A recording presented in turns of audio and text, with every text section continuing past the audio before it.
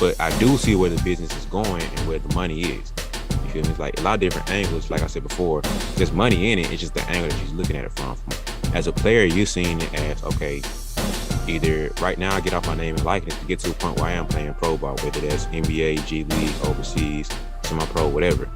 From my angle, it's like, okay, train kids, get paid to train kids, get the podcast going, get to a point where as a media and as a trainer, I'm making money.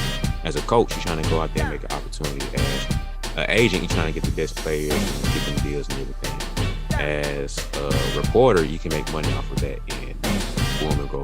Doing social media, like there's so many different angles that you can see to where, like you said, the pot's growing to where we have more money coming in. You can figure out how to get this money going out. So it's really about how your angle is, where your angle is at, irrespective of it, to where how you see the money. Yo, people, we are back with another episode of the BeBall Jones podcast, your favorite and number one basketball podcast. No shade to anybody else. I just know how we do, how we get down over here. So the BeBall Jones podcast with the man, the myth, the legend, Mr. Double Defensive Player of the Year, Nelson Hanks. How you doing, brother? I'm good, bro. Hey, I like these titles, man. We got to, hey, I've been calling myself Defensive Player of the Year all the time. I ain't won it yet, but hey, I keep doing what I'm doing. My name got to be in there running. So we got to speak that into existence. I'm a big fan of that, bro. Like, I have no problem saying these things. Like, Defensive Player, as a matter of fact, that's the intro from now on. Defensive Player of the Year, Nelson Haskins. My man, I appreciate that. Got to manifest that. For sure, man. So everything good with you? Yeah, man. Just hooping and chilling. I feel you. Just trying to get by, make things work day after day. Facts. Yeah, man. I feel like on my end, it's been I won't say a trying time, just an interesting time. Just trying to figure out how to get this next level for myself and like mainly with the business end, like personal life too, but mainly on the business end. How can I progress and take that next step for where I see myself going? Because I've been trying to change my mindset within my training to where it's a scarcity mindset, to where it's like only so much you can do and get from whatever, to an abundance mindset, to where it's like I see more opportunities and more money and things everywhere, which I'm not trying to force the money, but of course I need money to live and do what I'm trying to do, because at the end of the day, basketball is a business now. Like, I don't care what nobody try to say, basketball has become a big revenue source for a lot of people. And I'm trying to like manipulate that, but I'm trying to capitalize on it in my area and me specifically in my field, you feel me? So that's just where I'm at with it. And like from your end, it's a business too. You feel me? Like y'all just got to a point where y'all can get the NIL, making money off your name and likeness and all that stuff. So let's talk about that. How do you feel like the business of basketball has come to be? Like, where do you feel like it has gotten to? Like, what's your thought on it? I feel like the business of basketball is the business of basketball, to be real, is booming. Like, I feel like it's never been more popular, and with anything, especially in America, anything that's popular can also generate revenue. Mm-hmm. Really, if we're being honest. So, and with the league being so full of players that people really, in a way, look up to or are fans of, it's a lot of money to be made in those type of situations. A lot of business deals to be made. So the business of basketball is big, and then with the NIL deals, I mean, we from down south, so when we talk about college athletics, we talk about football. So that's just down here though when it's talking about college. But in other places farther a little bit north, in the West too, West Coast, basketball where it's at, I wouldn't be surprised if they say the quarterbacks and stuff at the University of Alabama and, the big names at Georgia or Tennessee, and those guys get thousands of dollars in NIL deals. But basketball-wise, I wouldn't be surprised if guys at UCLA, USC, Gonzaga, I wouldn't be surprised they weren't getting big deals like that. So the business of basketball is like, it's never been like moving better than it is right now. Almost to the point that shoot, it could also be like a detriment to some guys, like if they get too caught up in the wrong thing. But but business is going for basketball players in general. Yeah, I just feel like it's like the best of times and the worst of times, like anything. You feel me? There's a yin and a yang. There's a good and a bad to anything and everything. So I just feel like you said, the business is booming. Like you look at from, of course, let's go pro. They're making the most money that we've ever seen before. Like you're talking about the biggest contracts we've ever seen because the NBA's making the most money we've ever seen. At the college level, like I just said, y'all making money. Y'all got an opportunity to make some money that nobody's ever been like, well, over the table and legally been able to make, in that There we situation. go. Because Reggie Bush, he got messed up with that. Get that man his Heisman back. I'm just say that.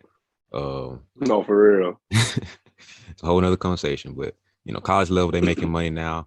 High school, I feel like high school's gonna start making money soon, some type of way, because the overtime and everybody else covering all these players, like Bron is getting so much attention, and what's your boy, Imani Bates, he's getting so much attention, and all these players getting so much attention in high school, like Sierra Canyon, Oak Hills, like there's gonna be a few years, I'll say about 5 to 10 years, most likely less than that high school starts making money too, because it's just too much attention and social media interaction with this to where it's like, oh, I can start making money at 16 if I'm good enough. But like you said, on the bad end of it, you're gonna see people who are getting money that don't know how to handle it.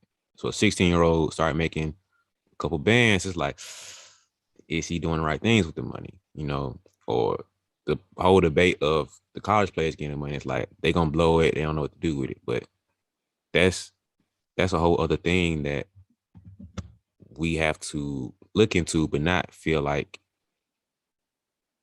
it's the reason why they can't have money, because one way or another they're gonna make the money. You feel me? It's like if I'm a True. college athlete, a basketball player, or if I'm working, I don't say 9 to 5, but got a regular job. Like if I got bad money, how much I'm gonna have bad money habits one way or another. But I just feel like the business and like the money within it is like there's really the peak hours to make money in it. You feel me? Like no matter what angle you're coming at, it's the time to make money in, because basketball is a business and there's a lot of stuff within it that's good and bad. So I can't feel like we just gotta throw away all the good just because of the bad of what we have from it.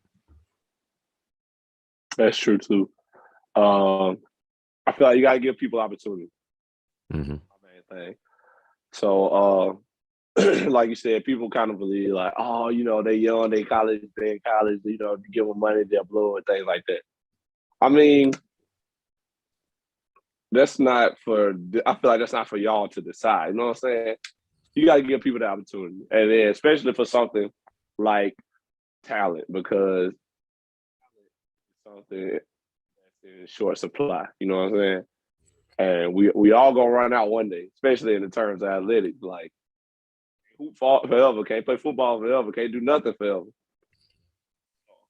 If we talk about getting paid for my talents, you gotta give me an opportunity. You gotta get it to me, because one day I ain't gonna be able to do it no more.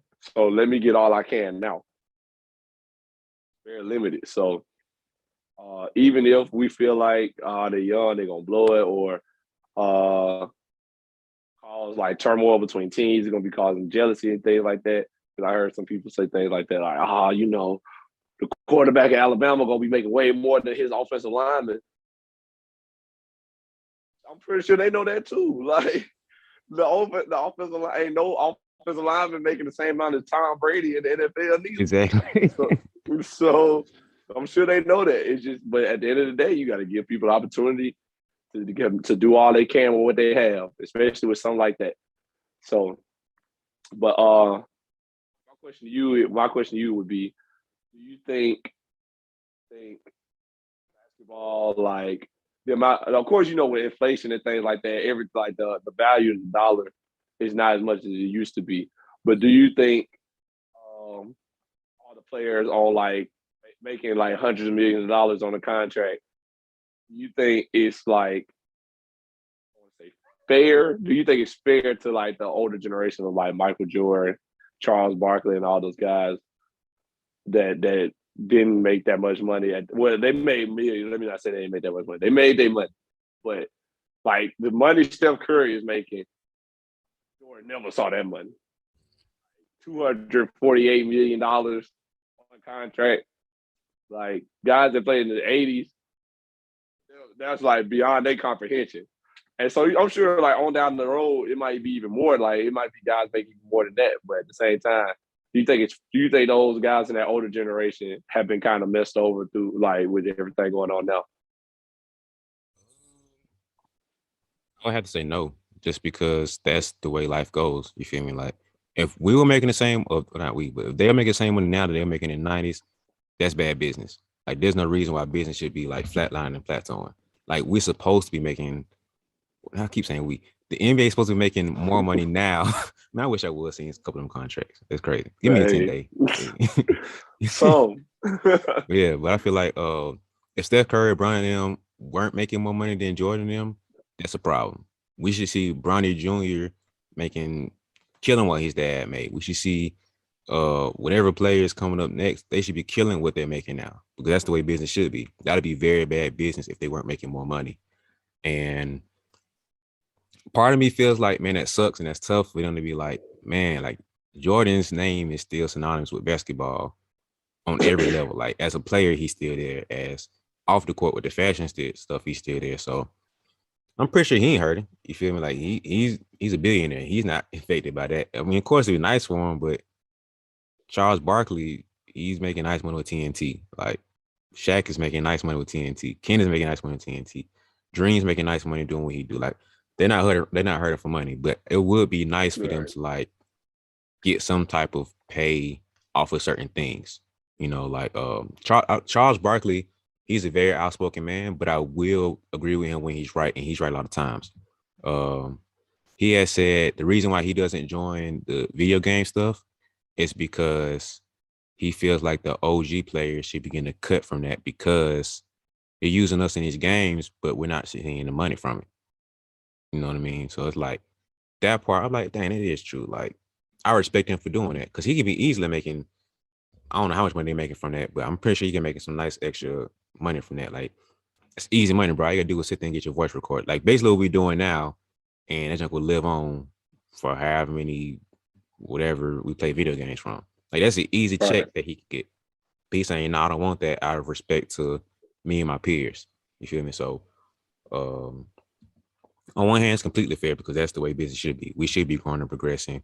But on the other end of it, you know, they had to go through that because without that, we wouldn't progress to where we are now with the game. So, like I said, it's yin and yang to it, but I don't feel necessarily bad for them. I just wish they could. I wish that they could have a situation where they could be getting some of the money now.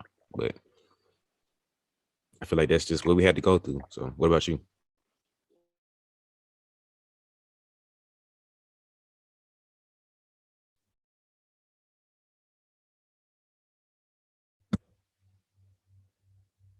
no, you or if NBA players were making the 40 years ago, then that would be bad business. I never saw it from that angle. See, that's why we do this together, my boy. But I always thought like just an inflation thing or why the money is so much different now. And plus there's more money to be made out here than it was back then. But like but you made an excellent point. Like if somebody playing in 2020 made the same amount as somebody played in 1990, that would be bad business. So that's yeah. I can totally agree with that. Nah, but I do wish Charles Barkley would go and let them put him in 2K. Oh, that'd be Like, hilarious. I love that. I don't even play the game, but I wish he'd be in there. you know what I'm saying? Like, I feel what he's saying to a certain extent, but I'm like, man, everybody in the game with you. Like, literally. Everybody except him and Reggie Miller are like the only two people that come to mind who aren't in 2K. Like, talking about like older retired players. Charles Barkley and Reggie Miller, the only two like big name guys who decided like, no, don't put me in the game. Yeah. And that like, and, I get what what they standing for, and I respect that. But at the same time, it's like, man, come on, man, just don't put you in the game. It's just like, bro, this for other people. This for people who play the game. This ain't even about you right now. Like your playing days are over. Like they don't need you in the game. Obviously, they still gonna make their millions. Like you're not making or breaking the game.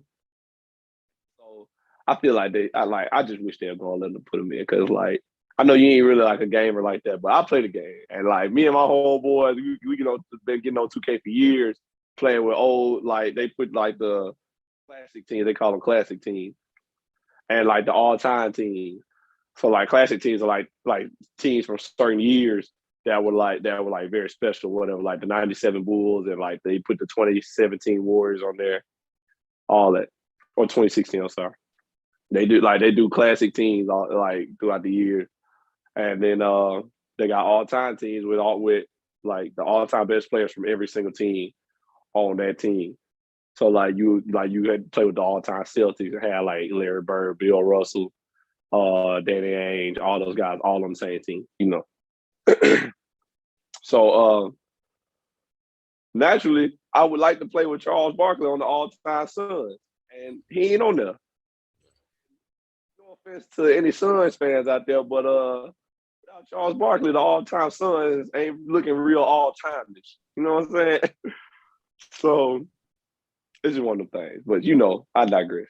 The I am glad that like the league is still elevating though. I'm glad that that business is still going up. Hopefully one day, we get us a little bit of get us a little piece of that pie that's going up right now.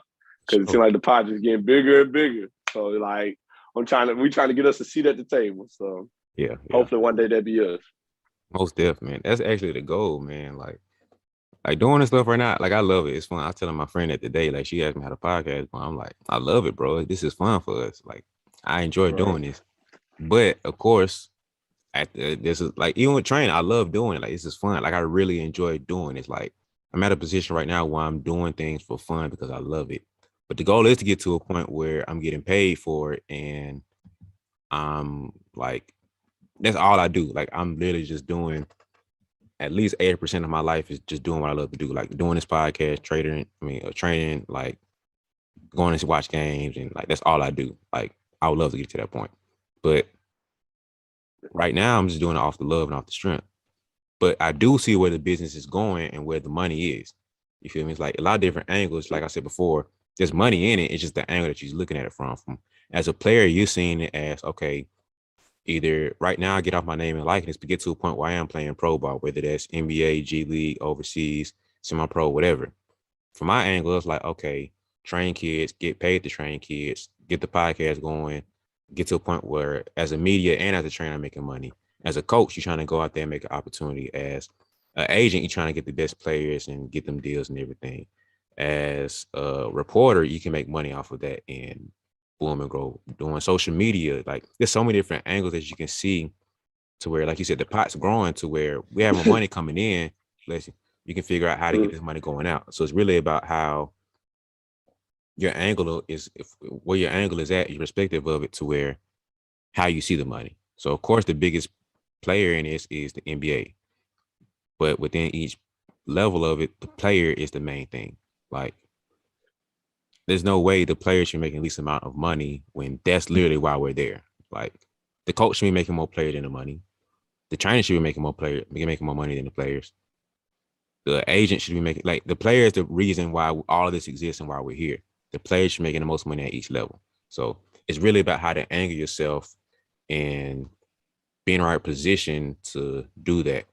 But on the downside of it, people try to be manipulative and see that player as a dollar sign rather than a human being, which is where a lot of stuff with AAU get mixed up, because you see players who go to one team because they're the bigger team, and the coach look at them and like, oh, I can make some money off of you. Like, if I get you, we can be a sponsor team, is that and the third. From my perspective, I want to get with this player because they have a big opportunity and you're a bigger name, and a bigger name, you make me look good. I get some more players to come in and make more money. All this little stuff to where it's more of an opportunity and rather not off the love and like the genuineness of the game. So that's the negative side of the business that I don't like. You know what I mean? And I'm trying my best to not be that guy. To doing stuff for attention, doing stuff because it's a opportunity. You feel me? Like right now, if I had a certain player like that was a big name, you probably wouldn't even know. I mean, you would know personally, I'll tell you. But like, as far as social media wise, I probably wouldn't tell nobody, just because I don't want to blow up off of their name. Unless I actually got you to that point to where you blew up off of that. But It's a negative side too, like I said before, but I just feel like depending on your perspective of it is where how you can get your hand into that pot. Right.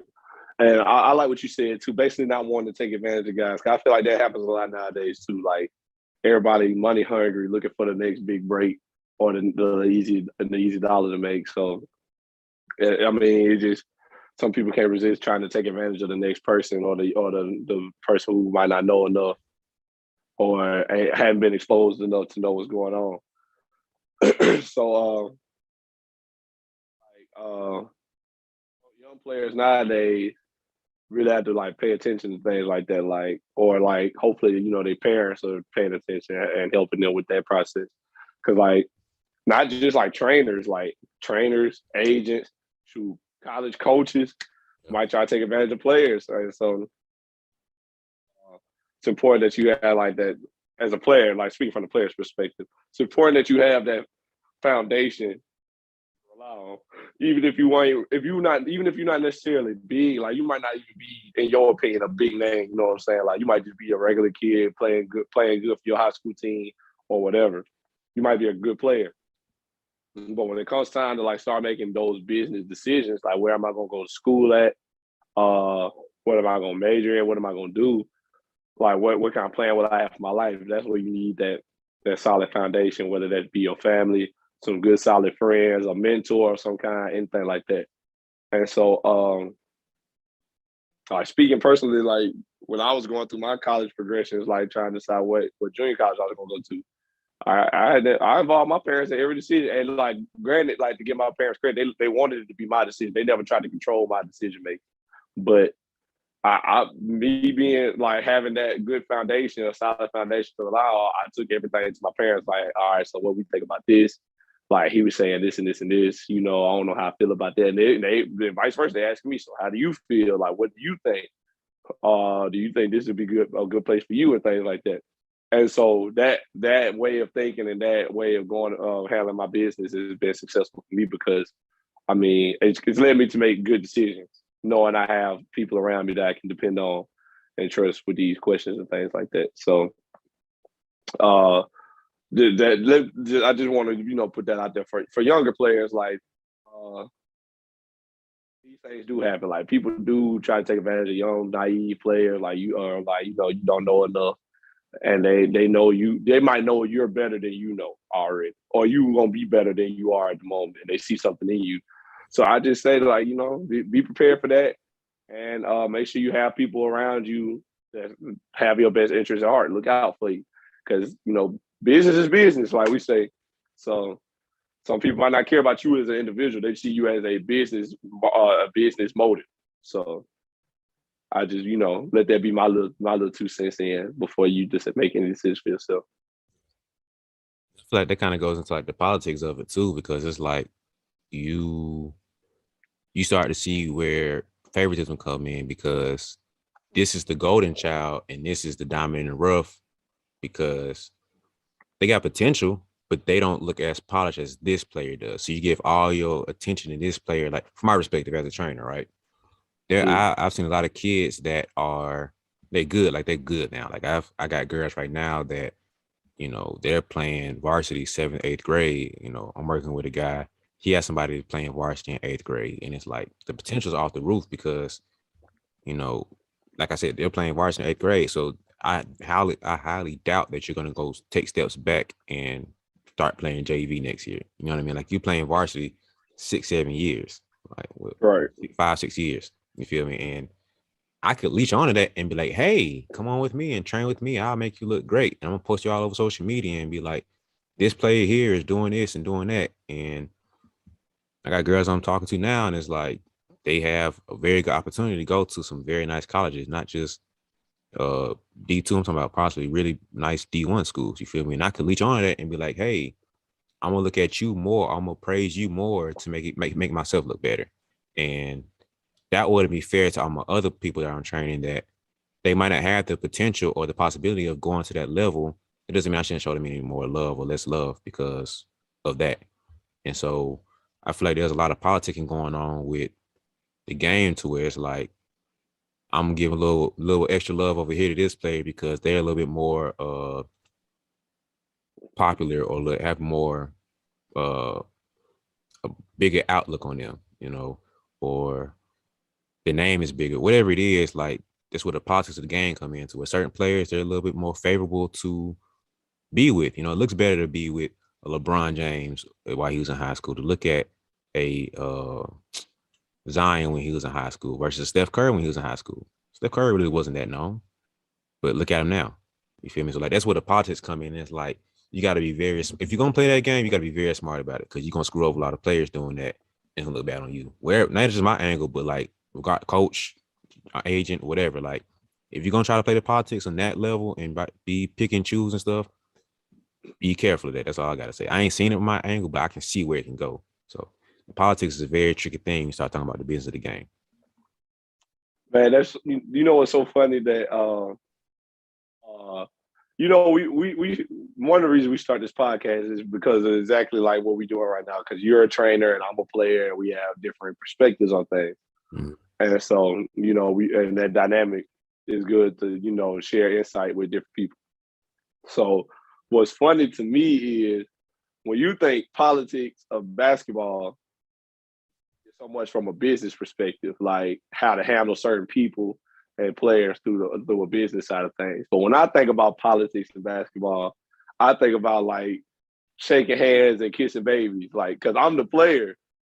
When people like see and know sometimes, so like I'm usually like when we talk about politics, I think about it in a whole different like light than what you were thinking about. But like when I see the politics of basketball, it is kind of crazy because it's one of them things. It's like I feel like politics is all about view, like how you are being viewed, your perspective. What are people's like thoughts when they see you? Is your face card good? Basically, like that's what I think of when I think politics. And so you as the trainer, like the politics of it would be like, if you were trying to take advantage of somebody, you would just like you said, leech on to those people who have more talent than others and be like, all right, I'm gonna promote you a little bit more than other people. So that's your politics. It's like, oh, I need to put this person out there and shop them out, for revenue. But me as the player, like basketball for me has always been like show my face. That's me. In a lot of situations. Like, and then me personally, but like for those who don't, like I know I'm sure a lot of people like listening, like know me a little more personal. But for those who don't really know me, like I talk to anybody, I'm a very friendly person. I'm cool with a lot of people. So naturally a lot of people get to know me after a certain point in time if I've been in a certain place for too long. So, and then I'm already tall and a basketball player, so my face already out there and things like that. So whatever every team I played for, a certain period of time, it's like, all right, it seems like a lot of people just know me, and so then my thing is at that point now it's like, okay, now that's where the politics come in. Like, now I play here at CSU, I can't be out here just what I want to do is just saying what I want to say to everybody. Like, not that I would do anything wrong, but I have to watch myself. Whatever happens could derail what I got going on. You know what I'm saying? And I don't want people to see me in a negative light, things like that. Like, for those out there listening, I don't smoke, don't drink, don't do no type of drugs, don't do none of those activities. Don't get involved. So when I be out, if I'm ever offered those things, I'm like, nah, I'm good. They're like, why? I'm like, because I'm good. I don't want it. And I didn't get people like, oh, you think other basketball players don't smoke? I'm like, that's none of my business. That's none of my business. I don't care what they do. I'm talking about myself. I'm good. And so it's just funny. I just find it funny, like trainer or a businessman perspective, the politics would be how to handle a player. But a player's perspective is like, when it comes to politics, is how to handle people. Like, how am I going to handle the crowd, or how am I going to handle team? How am I going to handle fans? How am I going to handle opposing fans? Things like that. Those are politics of basketball for me. I just had to put that out there. Like, it's just weird that we think so differently. Like, I was not thinking that way when you said politics. I kind of got to deal with that from my end too, because I have to network and try to get with the right people. It's more of a business end of it, but like on my end, Right. like I'm I'm almost the opposite of you. You feel me? Like I'm an introvert. Like I don't talk, bro. Like I'm good. Like if I ain't got nothing to say, I'm chilling. Like I let you talk your head off. I just a word, okay. If you had to talk about something interesting, I'll throw my little two cents in there. I know how to get you talking. I know how the right question to ask, you know. But for the most part, bro, I'll be chilling, man. Like I have a few people I do hang around, we talk to, but for the most part, I'm to myself, bro. Like I'm chilling, bro. I'm not trying to talk your head off all day. But within the politics of the business side for me, because my business is basketball, I have to network and try to get to know the right people and you know get with players. Like I'm trying to grow my group of players I'm training with. So I have to, hey, that's your kid. Work. Oh man, I love to work with the kid. You know, my name's Brian Jones, BeBall Jones. Da, da, da. I train this player number such and such over there. So you know, I have to maneuver through that whole thing to where it's like it makes sense. You know, that's my politics on my side to where I'm not trying to leech on. Like I don't want to play just because they're good. Like I got referred to one of my players I'm training referred another person to me, and like I was talking to the dad and everything. I'm like, yeah, cool, we can see what it can do. And they go to the high school, another player that I train. So I hit the other player. I'm like, yo, what's going on? Do you know such and such? They're like, yeah, I know him. Not that well, but I kind of know him. Like, only two things I really care about. Just one for getting an idea of and one that I really care about. So like, how is he good? Like, I just want to know what I'm getting into. If they're sorry, then okay, I see what I got to build from there. They're good, okay, cool. Let me see what I got to build from there. Regardless of where you start at, my goal is to get you better. And like, Right. is he a good person? Because if I can't deal with you as a good person, I'm not going to deal with the headache of training you and being with you. Because I invest too much of my time and energy and effort to have a headache of a player I'm training. You feel me? And luckily, I haven't had any bad players. I can say I'm very blessed and fortunate to have that. Like every player I've trained has been amazing. You feel me? So I love that. But on the other end of it, like I have to be cautious and aware of like, okay, I have to, same thing for me. I have to have a certain face that I show to where going out to games, I have to be, I love to be like almost like a parent, just be in the background and chill. Like I'm here to make a lot of noise. I'm chilling, bro. I just want to watch my player, see how we can do what we did right, what we're doing wrong. I can get them better. I talk to the parents if I'm there, if I see them, and keep pushing. You feel me? But at the same time, I have to shake hands a little bit, say, hey, get my name out there. I'm BeBall Jones, stand a third. I train them, see what you like to do. Get my card, see what we can do moving forward. And I have to be cognizant to do that a little bit more, you know, because if I want to go full time with it, I have to step out a little bit more, network, and get that whole branch going. But like I said before, I'm not trying to leash off anybody because I don't care if you are a number one player. Like I'm not training you if you got the attitude problem, you disrespectful, all this stuff. Like I'm not in that position to be trying to deal with that. You feel me? Like my life is amazing right now, and I'm not finna jeopardize that for some money or some attention. Like I don't care that bad. You feel me? So the process on my end is a little different, but I still have to the shaking hands and kissing babies things too. It's just different because yours is more of a you're representing the team and the coach and all that stuff. I'm representing myself and all of my employees over here at B-Ball Jones, which is the ownership of me, myself, and I, you know. But yeah, man. So my politics is not too far from yours. It's just like that, like I said before, the angle that we're coming from. And Yeah. I want to ask you, man, like, do you ever feel like you not say that you faking, that you have to show a certain face? Like, do you feel like you can't be like I don't say you can't be you, but you can't be like a certain version of you sometimes. Like, you know what I'm trying to say? Man, yes, 100% yes, right. Like, and I'm like you said, it's not necessarily that I'm not me and myself because it like what you see is what you get with me, and I'm a naturally like friendly person. I don't mind talking to nobody, but then every now and then Is a few people like or a group of people, a person that I might not rock with like that. You know what I'm saying? Like I can get along with just about anybody, but every now and then you run to that person, it's like, man, I don't really like dude. You know what I'm saying? And so when you get in those situations, and like when you're in my position, let me put it like this: everybody on the team does not have the same responsibility, right? Which is cool. That's just the way things go. Just like everybody in a company doesn't have the same responsibility. So CEO of a company has to have a more positive light than somebody just working in the copy room.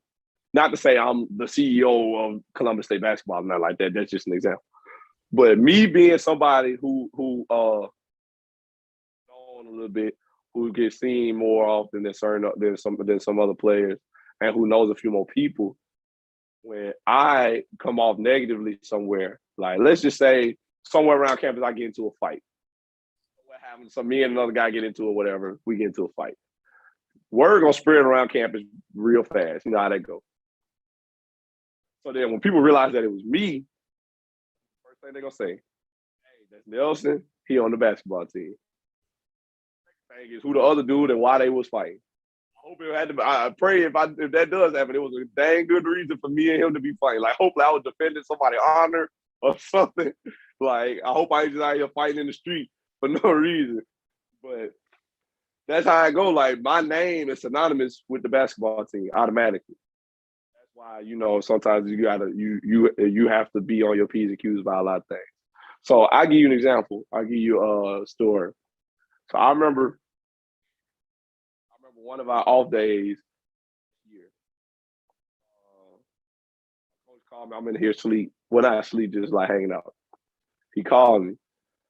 Said, what's up, coach? He said, Nelson, right up here to Mercy Man with me. Well, he said, what you said, you doing anything? I said, no, I'm just in the chill. He said, right up here to Mercy Man with me, a little med center up here in Columbus. I said, wow, what's going on? He said, we giving them this little thank you poster for doing our COVID testing. So right up here with me, to help present and stuff like that. It's part of the basketball team. That's part of the basketball team. I'm like, all right, cool. Sound good. I'm thinking it's just gonna be me and him from what he said, right? Because he said like, he said he ain't say nobody else is coming. So in my mind, I'm thinking it's just me and him. So I'm like, okay. I'm finna put some clothes on. So at first I'm finna throw on some shorts and a t-shirt. Like something that say I play basketball or I'm on Columbus State basketball team. So I find one of our basketball shirts, like pants that go with it. So now I look like I belong, whatever. Look like I'm part of the basketball team. So then I met coach and we rode up there together. We get there to the med center. Yeah, the athletic trainer was there for Columbus State. The athletic director was there. President of the doggone school. All there. Plus some more coaches and some more players from different sports. All there for this thing. I got there, I was like you ain't tell me all this. I'm thinking it's just gonna be me and you. Like all these important people here. And they all got nice clothes on and stuff. Thankfully, the other players weren't dressed nice and like that. Or I'd have really been upset because I'd be like, Coach, you could have told me. But like the AD had on like a blazer and the head athletic trainer had on like some nice clothes and makeup and stuff like that. And like that post was like somewhat dressed. So I realized that this was supposed to be like a whole like little thing to show our appreciation to Mercy Man for the COVID testing. They take us on a little tour of the facility, tell us about everything they got going on and things like that. They gave us little treats and stuff. Like it was a real nice thing. Then we presented them with the poster. A lot of athletes that signed it and stuff, including myself. Cool, real nice thing. Real nice little thing. Me and coach get back in the car. I'm like, tell me how these people gonna be here. Yeah. Well, I ain't really know who all was gonna be here. I knew that the AD, I had that little trainer. I knew they would be here, but I didn't know all these other people would be here. I said, Coach, you should have told me to put some clothes on or something. Like I almost wore some shorts and a t-shirt, but I thought about it. I changed my mind. He said, no, I knew you'd do good, man. He said you played. He said you played the role well, man. I knew I called the right one when this came up. That's when I realized, like, well, I guess I'm the guy now for like things like this. Like when it comes to like being out in public and having to shake hands and kiss babies, I'm just the one to call now. so that's what it is now. It's like, and like that's not to say I wasn't myself. I was just chilling. You know, it wasn't no big deal for me. But that's just one example of a few times that he didn't call me to go do things or say things or be involved in something. Like, and that's just part of it. When you one of those guys that your coach to be able to put a good face for the team or to, you know, show the team in a positive light. If he can only call on one person, if it's you, that's a good thing for those listening. If it's you, that's a great thing. Like, don't be upset about that. Don't be sad. Like, I know it might sometimes, you know, it might get old, but that's a good thing if your coach trusts you to be seen in public and to represent him well. Outside of it is you got to be ready for it now. Like when it gets to that point, like I am now, you got to be ready because every now and then it's just gonna be what you doing. Ride up here to such and such with me. Let's do this.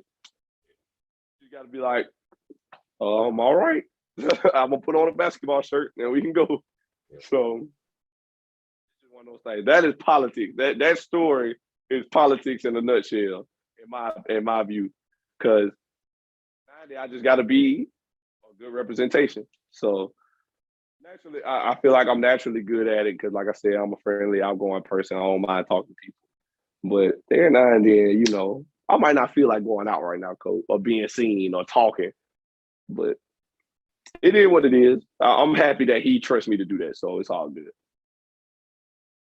You feel like that's a do you feel like you ever get the chance to turn that off and be like, let me not be like Nelson Haskin, the basketball player for Columbus. Let me just be like Nelson Haskin, the guy, like a regular guy, a student sometimes. Like, do you feel like you ever get a chance to really turn that off, or it's like 24/7? I do feel like I feel like I can turn that off around my friends. Like when it's just us, you know, they don't think about me as Nelson Haskin, the basketball player. Like, and I hate some. I feel like I'm sounding like some kind of superstar. I'm not. Trust me, I'm not like famous. I'm not like that. I hate sounding like I'm just like the big shot right here, but because I'm really not. But like a lot of people do just know me out here just from basketball, well around campus and stuff like that. But I do feel like when it's just my friends and stuff like that, that's cool. But sometimes, you know, I do kind of wish I could turn it off, especially when I was in high school because like you guys, my mom. I remember there days we'd be at Walmart or going to Walmart. I'm gonna stay in the car because I know if I go in here, I'm gonna see somebody I know, and I don't feel like talking. And you know, you probably get that feeling too sometimes. But like Walmart in a small town, folks, especially folks from the populace listening, you gonna see somebody you know. Walmart, small town, because everybody gotta go to Walmart. Like it's not like you know, a big city where like everybody, it's different places you go do your shopping at. Everybody has to come to this Walmart. So that just be the thing. And then it like when you meet who that met so many people through basketball, and then you come home, you in a small town again, you go to Walmart, 9 times out of 10 you gonna run into somebody you know. And I know because I've done it a lot. So then every night then I'll go, I'll be like, well, I ain't getting out the car. I don't feel like talking.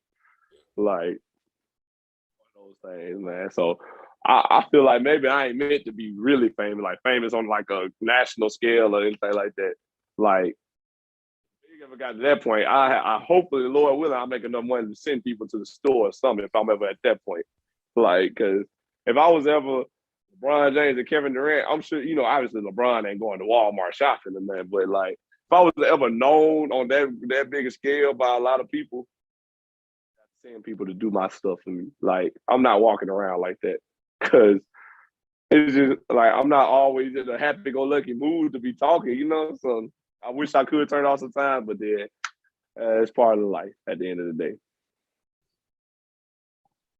I feel like for you, like I know where you're coming from when you saying the situation you're in, because I feel like every school has that. Like once again, from my perspective as a coach and a trainer, like if I had to send somebody to represent like say I was getting an interview for something and they want to talk to the players by my perspective. I have certain players that I would go to, certain players I would not go to. Not because they're bad, but it's just like they Some know better than others. how to show face. So it's like, hey, guy who's an introvert, let's not pick you because you gonna make you don't know how to socialize, you don't know how to turn it on and off yet. Like me in middle school and high school, I probably would have been the best person to talk to because I would have been like, yeah, he's a good trainer. He's cool. We have fun. Okay, thanks for the interview, son. Let's see you later. But like certain people who are a little more talkative and a little more out there, hey, seeing you out there, you feel me? Like you gotta, and some players just because I train them a lot more, they see me a lot more, so they're gonna give a better image of me. You feel me? It's like from the coach perspective, you got certain players. Yeah, he might be the best player, but he doesn't have the social aspect. He doesn't have the personality to represent us. He doesn't have whatever, you know what I mean? And sometimes that image can be a good or a bad thing because if going back to a player we love is AI, you feel me? Like great dude, we love him on the court, great guy, off the court, great guy, but certain parts of his image was seen as a bad thing. The cornrows, tattoos, baggy clothes, not the image that the NBA loved as much. And it's been an ongoing debate to say, was he targeted? Was he the reason that the rule change happened? Because he looks like a thug. You feel me? So would he have had an opportunity to be the face of the league? Don't know. Like if Kobe wasn't there, Shaq wasn't there, we would have been like Allen Iverson. You're the gift of the basketball guys to be the face of the league. Like you talked about before, every time the face of the league is going down, we got the next one coming up. So let's say if it went from Jordan to AI, would that have worked? The politics of it says no because of his image. Kobe, no tattoos. Well, at least at the time he didn't have tattoos, and that was super visible. He had an afro, which isn't that bad for them. We know who them is. He was able to be personable in interviews. He was a little bit of a jerk, but that's part of the competitiveness of the game. But AI, if you really look at his interviews for real, he wasn't that bad. Like he was a very good person to interview. It's just he had his moments like practice. It's not a favorable thing to look at because if you look on the surface, you're telling kids not to practice. There's deeper levels to it. That do you know the full story about that? The whole thing. Yeah, like somebody in his family had just recently passed away or something like that, and he was in an interview and they was asking about practice, and he was actually really blowed. Like he wasn't just saying he don't practice; he was actually blowed at the question. Yeah, so it's like it's levels to it that initially don't get brought up. You feel me? Like you just said, he had a family in the past and he was in the right state. And you like, come on, bro, practice. Like, come on now. Like, it wasn't the fact he's saying I'm too good to practice. He literally has a whole other situation going on. But politics wise, that's not a good look. He could have been like, hey guys, I'm not in a state for this. Like, there's a way to handle that. You feel me? And he wasn't always the best for that. But I think you need that sometimes. You need to have that yin and the yang. Like, you don't want to have Jordan be Mr. Clean Cut, always say the right things at the right time, because now you have a certain image to uphold that you can't handle across 400, 500 players or however many players in the NBA. But I feel like Jordan was perfect for that time for the politics because you need to clean up the game a little bit more. We'll get into a national level. We need to have that image portrayed because the politics of it says you need to have a certain image. Now we're allowed to have more things because the game has grown so much, and we have an Allen Iverson. We have a LeBron James with tattoos. We have Kobe and Jordan known for cussing out their players and that being a little bit more acceptable. You feel me? So politics is a very tricky game. Politics is not something easy. That's why a lot of politicians get caught up in stuff, and it is what it is. But within the basketball game and the world of basketball, politics are a needed evil sometimes. Because like you said, for your situation, I have to have somebody to represent the basketball team. Who am I picking? Nelson, because he has the image that we need. He knows how to kiss hands. I mean, shake hands and kiss baby. That'd be so weird. Kiss hands. You better say kiss hands, shake baby. Man, I'm finna get you sent to jail, bro. Man. But yeah, I get what you're saying. But yeah, man, you gotta know how to shake hands with kids' babies, But at the same time, you need some of that real. Like you said, you're not always in the mood to be doing that, bro. Like sometimes you want to be left alone. You just want to be a normal human being. But that's where Allen Iverson comes in. He's like, yo, I'm human.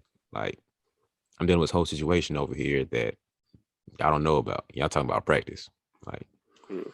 so the business and politics of the game of basketball, man. It's a It's a bigger tricky and thing. growing thing. Yeah, like I said, it's tricky. It's a new thing. You feel me? And that's why we want to talk about it. It's getting to a point where I won't say it's out of our control, but it's getting to a point where it's like it's not something you can just stop. It's more of like how can we handle it on the levels that we're at. So Right. it's crazy.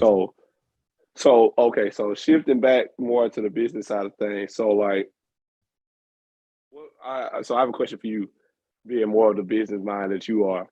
What are your thoughts on, like, I've heard guys say that Kendrick Perkins said that the Lakers stars, part of their problem is too many commercials. Yeah, I see one of the Lakers players on a commercial every time I turn on my TV. It's too many commercials, too many advertisements, too many endorsements, like too many off the court things going on. So, what's your stance on that? Like, do you think players should focus more on basketball than endorsements, or do you think players should like get all the endorsements that they can, make their money, do what you do? Um, I would like to say that it really depends.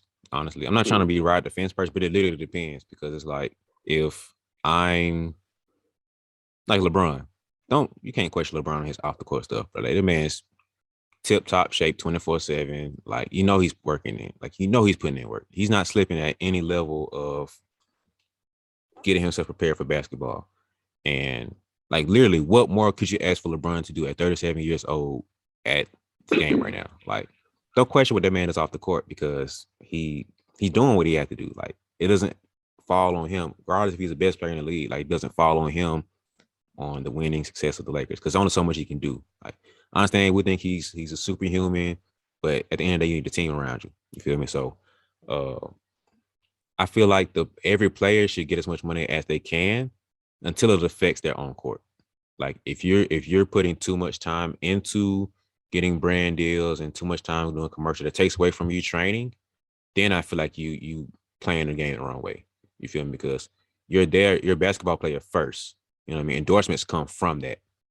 And if you're not handling business, you're not going to get the endorsement deals. Like you'll lose that quicker than you got it. And so if you're a Westbrook or Anthony Davis, the best way for you to get those deals and get the bigger contracts and all those endorsements is to win. Like that's the easiest thing to do.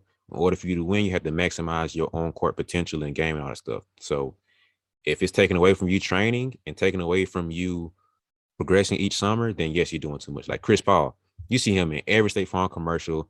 I love his commercials. But if it ever got to a point where Chris Paul is slipping, one of the first things we're gonna point at is all the State Farm commercials he's doing.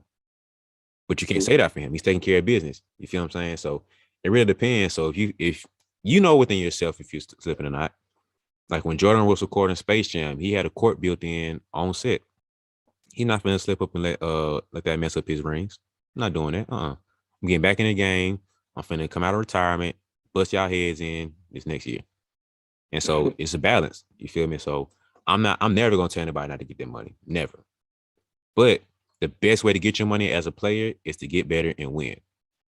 And if you feel like that's taken away from you training and getting better, that's when it's the point you need to sit in the mirror and be like, okay, am I doing too much for the brand of such and such, whatever my name is? Like too much for the LeBron James brand, the Chris Paul brand, the Anthony Davis brand that is taken away from me as a player? Or if I'm doing just enough to where I'm maximizing my potential of money off the court while doing everything I can do on the court. So I'm never gonna tell somebody not to get that money. Like that's something I won't do because I don't know your situation. Like you might not be managing your funds right. You need this money, So it's another conversation to have. But I'm never gonna tell anybody not to get that money. So And I hate when people say that. Like basketball players need to have a life. Like you expect them to train 24/7? Like, come on, bro. It's a balance. Like, No, but people really be thinking like that though. Like, man, you ought to be in the gym. Like, bro, are you in the gym? Are you still at your office that you work at? Like, what are you talking about? exactly, Like, man. people really be thinking like that. So yeah, that's another thing too. It's like, what do you expect them to do too? Like Perkins, come on, bro. Like, come on, Perk. You played in the NBA, bro. Like, come on, man. You played with Paul Pierce, Ray Allen, KG. They were in the gym 24/7. Ray Allen probably got the top work ethic of players that we know of. You know, not to say Truth and KG didn't, but we know Ray Allen's work. We know how hard he worked. That man was not in the gym 24/7. You weren't in the gym 24/7 as a player. So it's just kind of Yeah. dumb for people to say that, bro. Like, I have to sleep and eat at some point. I have a family to get to. Like, I have to have a life outside of this goal of basketball. Like, so I don't mind them getting this. Like, within that time, you have the freedom to do whatever you want to do. You got practice, games, your training sessions. If you don't pull all three of those, you eating right and all that good stuff, and you performing, by all means, get all the money you can. But it's just dumb for them to be like, well, why are you doing all this stuff? We need to be in the gym and training. I can only train so much, bro. I'm sorry. Man. Like, I'm a human. And so it's funny, like that we say that because I tell you this, but so last year, the, like because last year was COVID, so we ain't start our season till January. So when we started doing the podcast and things, this podcast right here, I telling my coaches about it and stuff, telling them what's going on. You know, they listen. And I was also like, doing some stuff with the school. Like I was doing some videography things, doing some editing, doing some like I was trying to learn all I could through the school and stuff. I worked in a studio, did a lot of things. So one day we have individual meetings. That's where all the coaches have an individual 15-minute time slot to meet with all the players. Like it'd be our three coaches and just you. And they ask you some questions and get your input on things and whatnot to let you know what they want to tell you, things like that. So we had individual meetings. I could tell they was ready for this one. So they asked me all the regular questions: how you feel, how things going, how is school, what's your grades like, things like that. So then after they got to all that, they started. After they ask you all the regular questions, that's when they get to what they really want to tell you. So coach like, Nelson, I'm not gonna lie to you, man. I think you doing a little too much off the court thing, and you're not really putting your focus on the court as much as you should. Like, I feel like you're losing focus of why you were here in the first place. Cause like, he said, every time I see you, you walking in with some Chick-fil-A or some Einstein or something like that, because we got that on campus and we can swipe our card for it. So every time I see you walking in with food and things like that, and I'm glad you're happy. I'm glad you're using your amenities and things like that. That's good. In the gym is what you used to be. You ain't in here working out and things like that like you should. And then you talk to my assistant coach, Coach Steven. He's like, you played your best basketball when you and Coach Steven were working out every day, but you kind of slacking off on that. So like, well, I just want to know, I know you're doing your podcast and you're working with the school and things like that, but I feel like you're not focused. I think we need you to be a little more focused and to what you're here for and things like that. So at first, I'm offended. I'm like, like I got a life, I got school. I'm trying to learn, trying to get things, like trying to figure things out. Because in my mind, I'm like, this is what I want to do with my life when basketball over with. So I'm thinking like, problem. Like, this is not what I'm supposed to do. So then when I went home, I thought about it. My mind said, okay, well, I guess they feel like I'm not playing up to par. Because like you said, if they still in good shape and they still do what they're supposed to do, then there's no need. But what I wasn't realizing was I wasn't playing good enough to them. Like I wasn't playing up to what they wanted me to do. They expected from me. So that's when it became what you just said, but like about those guys, like if you ever feel like you slacking off, that's gonna be the first thing we point at. And that's what this was for them. Like, Ever slack off in basketball, first thing we're gonna point to is that podcast. Or first thing we're gonna point to is the fact that he come in here eating every day. First thing we're gonna point to is the fact that he ain't in here with Coach Steven. And he out there with the athletic department video and things like that. And so that's what it was. So then I had to let some things go, kind of cut some things off. Still try to do what I can when I had the time, but I had to realize, like, okay, I can't do everything. I can't do everything and be everywhere at one place. At one time. So now I'm in the gym every day, I work out every day, I get my training in every day. Before practice, after practice, whatever I got to do. So then naturally my play is elevated. And so it makes time to do the podcast, but I don't go with the athletic department as much like that because I don't have time. And that's just part of it. Now, one day, hopefully I'll be a pro and basketball will be my job and I just, do my workouts and things like that. And I don't have to worry about school and class and homework and things like that. But hopefully one day, I'll be a pro and I just do basketball and then I can go do the other things that I like to do, like do this podcast or go out and learn how to get better at certain things, better at video, better at photography or better at editing, anything like that.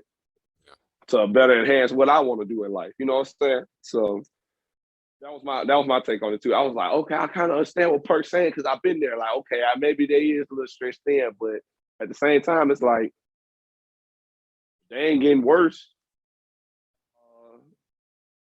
They're not getting worse, or they're not, regressing. Then why we talking about it? Like, if I was playing the way I'm playing now, and they said this to me, I might be like you, but like, man, like I gotta have a life. I wasn't. So I had to look at myself. I had to look in the mirror. I was like, okay, let's let some things go. I was like, the podcast stays, obviously. Hey, I drove there like, hey, coach, what was this conversation at? What's going on, man? What's going on? Nah, man, shout out to coach, man. It's all good. I ain't got no problems. So I was like, okay, cool. I'm shape up. So I tried to get right as a player. I was like, okay, I'm gonna be in here, put the work in. Because at the end of the day, this is still what I want to do in my life first and foremost. This is plan A. This is plan A, B, and C. So we doing now like this. I still make time for this because I care about this. This is also something I want to do in my life. So the other things I had to just let go of something at certain points. So let there be a lesson to young players out there. Never try to do too much. Know what you can handle. You can do. Know what you can do and still play. Your expectations are better. Like, because at the end of the day, when you're in school for basketball, or for sports, that's what you're in school for. Like, this is what pays your tuition. This is what gets you. That's what's paying for your education. So don't stretch yourself too thin. But also, vice versa, don't go to school just to play basketball. Yeah, I was gonna say that. Learn something. Yeah, go to school to learn something. Figure out what you want to do with your life. Because as I've been saying, stop playing one day. This ain't fair. Okay, how far you go pro, you go to the NBA, you go play overseas, whatever you do. One day you're not gonna be playing no more.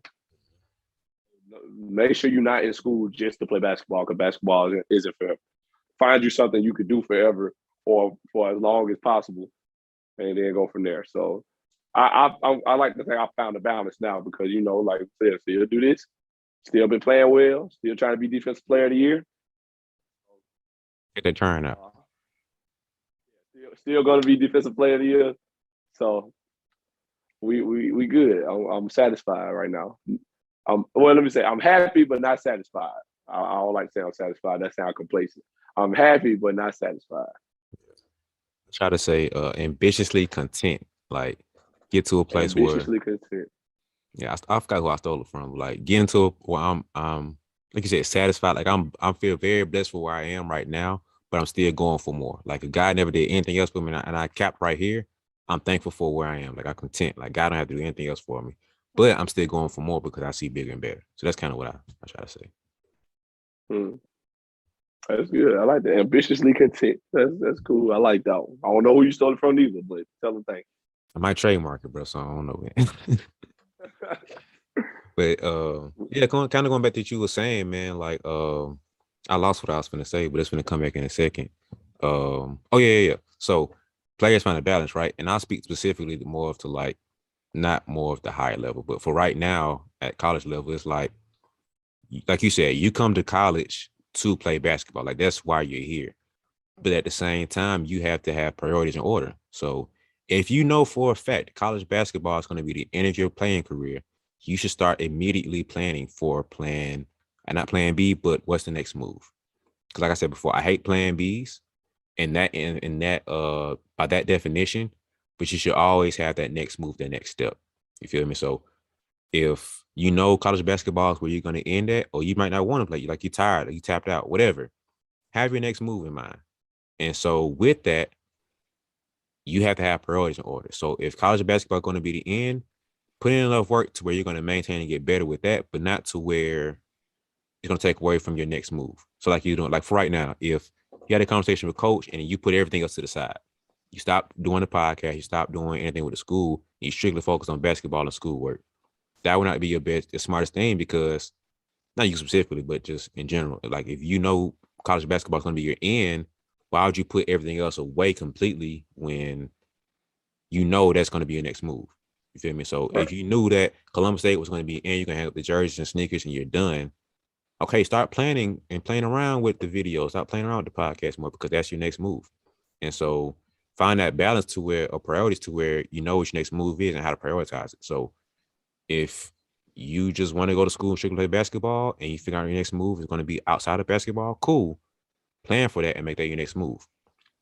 If you know you have an opportunity to go to the next level of basketball, plan for that, but still have a not a backup plan, but have something else to fall back on. To have something else to be layered with. And so going back to the business of basketball, maximize everything you can at this level that you're at now. Get all the money you can, get all the education you can, get all the networks you can. They're going to play out so much more down the line.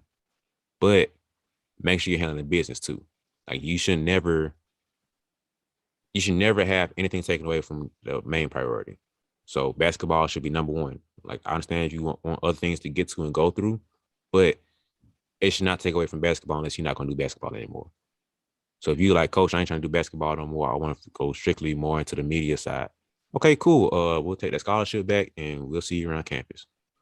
Like, it's really that simple. Like for real, I hate to do that, but like that's your priorities. Okay, these are my priorities. I have to get another player in here who has basketball as number one.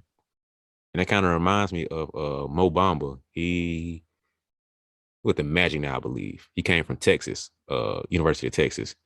And I remember during the draft process, they had an issue with him being so smart.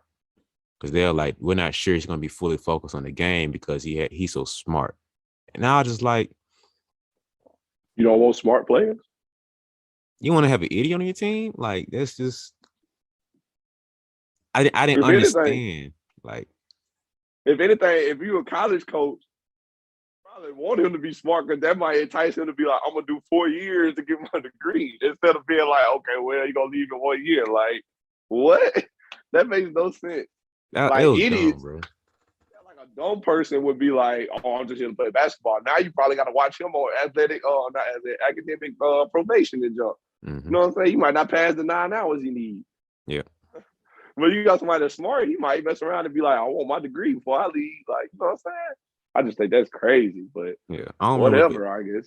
I don't remember if I was going into Texas or that I was leaving Texas going to the draft process. But I remember that came up and I was just like, that don't make sense. Like, and I remember he came out and spoke against it. He was like, they had an issue with me being so smart and having my hand in different things to where they feel like it was going to take away from the game. But if I'm performing, like I said before, if I'm performing well and I'm very educated, that should be a bonus for me, not a hindrance.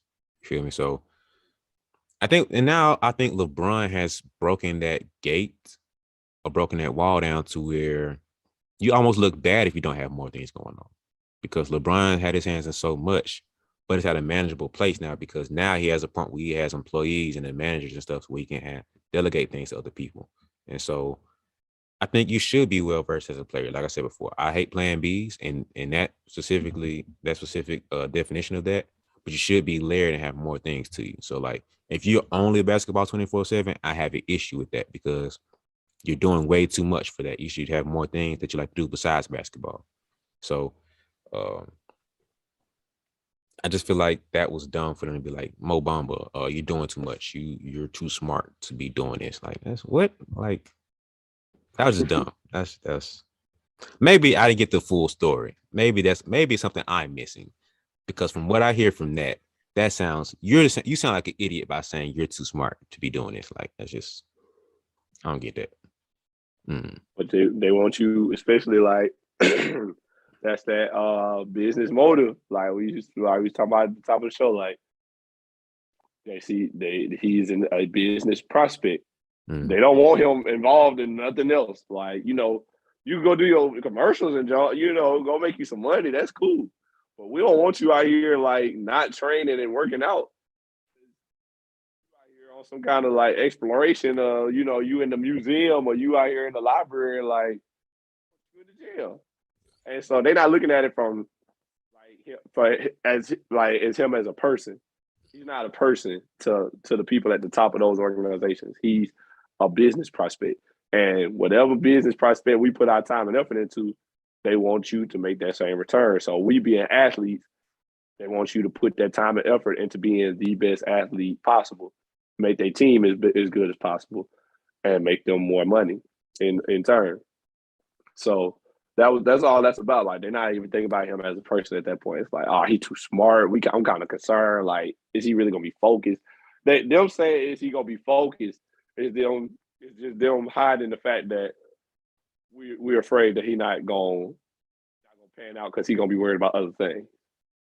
Like, bro, like you said, like, I gotta have a life. Like, that should not be a hindrance. Like, if anything, if I'm ever not focused, come tell me that.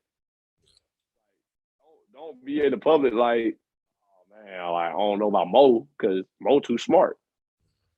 Like, that's when you sound dumb. Like, if anything, they should have came to him and just be like, hey, Mo, we know how much you care about this, whatever his interest may be.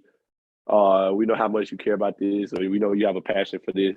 But all we ask is that you stay focused and you stay in the gym and you put this first. That's all we ask. And like, whatever, we ain't trying to take your life from you, but we just ask that you still put the time and the work in. And I'm still like, he don't seem like no bad guy. I'm sure he'd be like, yeah, I'm gonna put the work in, like, whatever. Like, you ain't have to say that. But instead, they just looking at him like he's not even a person. Like, oh, I don't know about Mo. Mo think he a scientist. Mo think he a doggone, he belong in the laboratory or something. Oh, bro, let that man live. And part of me understand it because, like, from my perspective, I see it as a business investment. That's the business of the game. You feel me? Like, you get to a place where it's like, if I'm putting millions of dollars into, don't think about it like this. I'm putting millions of dollars into a specific thing or a specific resource. Now, my mind says, hey, I'm investing money into you. I'm expecting to have a certain return, right? Take away the fact that he's a player. Take it away, we're talking about basketball. If you put $1 into this thing should come back with $2, right? So that's the way their brain is working. So I can understand if it was a character issue, if it was a something outside of that. Like, I'm not sitting here saying he's too smart. I understand saying his focus might not be all the way there. But like you said, I'll come to them with that conversation, be like, yo, we understand that you're interested in these other things, but I want to make sure that the main thing is the main thing. It's basketball number one for you. Okay, cool. Now, my business investment, I feel more reassured with that. So now I understand where they're coming from, but saying he's too smart is just like, you look dumb at that point. You feel me? But on the other end of it, from a player's perspective, they have to handle business too. They have to see it from a business perspective to where it's like Carmelo a couple of years ago. I'm looking at it to where I can make the most amount of money too. I'm signing the contract. I'm looking at the best place that makes me the most money too. And I'm able to capitalize on all the money I can get as long as it doesn't jeopardize my career. Because I'm not going to make a whole bunch of money and try to play in what's a bad one? The Timberwolves. Not again better. What's a bad team? The Raptors. I like Fred VanVleet. I like him, but the Pacers. Dang, I can't name a bad The team. Rockets. Rockets getting better though, man. I see potential. No, they're not, Brian. Bro, They're not no, getting they have better. the good pieces, bro. They have Kevin Porter Jr., man. Porter Jr. is averaging 13 points, Brian. He's young. And the Rockets are They have bad. but they're getting good. All I'm saying is they have good pieces. That's all I'm saying. I'm not saying they're going to be playoff bound in the next 2 years. I'm saying they have good pieces to think about. They have a good trajectory. But anyway, I'm not going to sit here and say I'm going to play for the Rockets. I'm making a lot of money with them.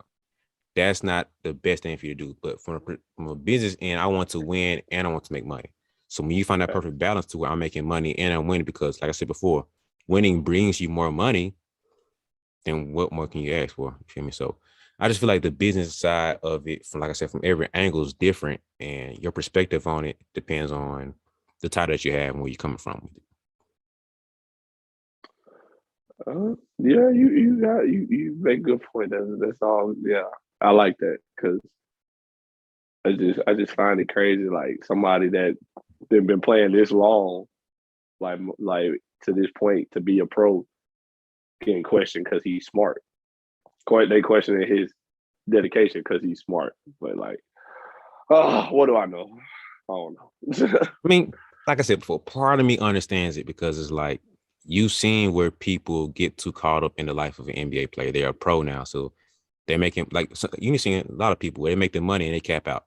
Like, I'm not working as hard anymore to get to that next level, because for them that's success. That's where they reached. Like they worked so hard for these 20, 21, 22, 24 years to get this amount of money to make sure mom and them straight.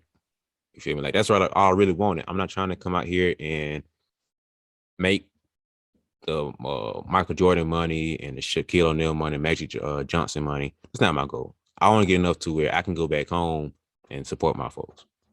And so that's for them, their business motive. And they don't want to get that player to where their business motive is to make money and dip. Now, I'm going to give you the money, but make sure you still put in the work too, because my goal is to win the championship. If that's not your goal, then we can't see eye to eye right here. You feel me? So that's where the business, it comes to where it's work both hand in hand, to where my position, my perspective as the owner, GM, and coach is say, hey, I'm investing money into you to make sure you're taking care of business so we can win this ring. Your end of it say, hey, I'm investing my time, sweat, blood, tears to get my money and also to make sure we win this ring. You feel me? So like I said, the angles is what really matters, but I can understand what they're saying. How it comes off is very bad. Like, Nelson, you're too smart. I don't know if I want to pick you on my team. Like, you might start dabbling into this and dabbling into that, and it's just like, I don't know. Like, what? No, what? I can understand. Hey, any team willing to say that to me, probably not the place for me, no way. Yeah. Justin too smart to be here. He won't be involved in all these other things. I don't know. We want him on our team. Okay, that's fine. Save me the trouble. Yep. Before I go here and start playing and then try to do something other than basketball, and y'all get talking about, oh, here he goes, thinking he a scientist, thinking he a doggone podcaster. Now with a basketball in his hands, what he doing this time? Like, come on, bro. Like, that's stupid. Man. My coach here, Coach Boy, last year, he loved to say, his thing for me would be, they're going Nelson thinking he Kevin Hart again. And he used to say, like, well, boy, Nelson, if I can just get you to focus, because he used to swear up and down, I used to just be like joking, like all the time. Like I could be on the sideline, somebody could say something funny, I laugh. There go Nelson thinking he Kevin Hart again. I'm like, no, I ain't even say that.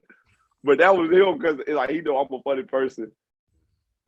I'm always joking and stuff like that. So even if I ain't the one joking, that was his thing.